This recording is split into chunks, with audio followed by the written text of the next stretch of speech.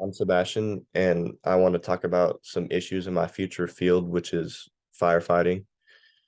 And firefighters, it's a very high stress, dangerous job. Usually you're first on call. So like when somebody dials 911, the first responders are usually firefighters. And also fighting fires is a very dangerous, high stress job. So physically, it's very difficult, and mentally it's even more difficult.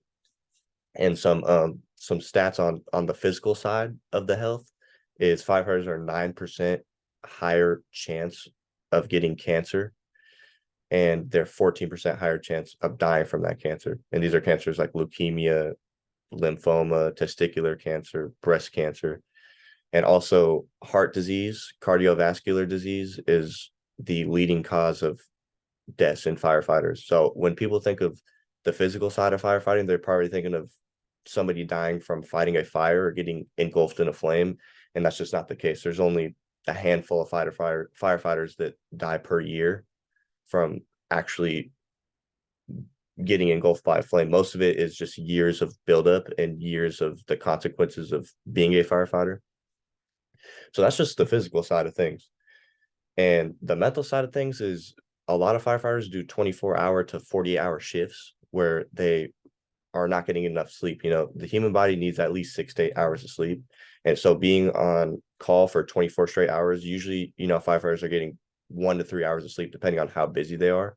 So a lot of them will develop sleep insomnia, and they'll struggle with that.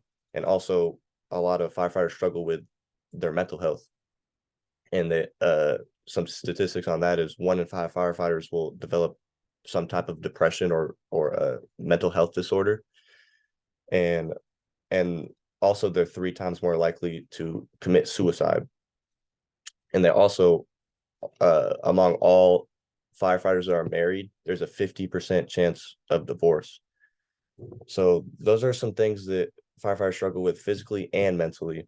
And I think a lot of people don't see the mental side because of how physical firefighting is, but they're both very, very they're both big problems in the firefighting community. Some ways to help that, I think, to develop a better equipment for the physical side, because I think, there's nothing you could do, like no matter what, if you're a firefighter, you're gonna get carcinogens and chemicals and smoke into your body. But I think we could do a better job developing equipment that could help these things from getting into the body, and maybe just protect from the cancers and the heart diseases.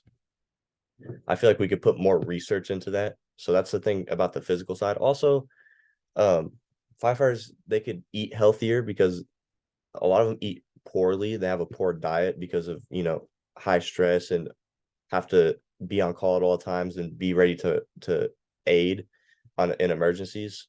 So that's another thing on the physical side. But on the mental side, uh, I think just mandatory like therapy and going to therapists. I feel like that'd be very important if they made that mandatory, because a lot of firefighters, they're very busy. They're not probably not going to do that outside their job.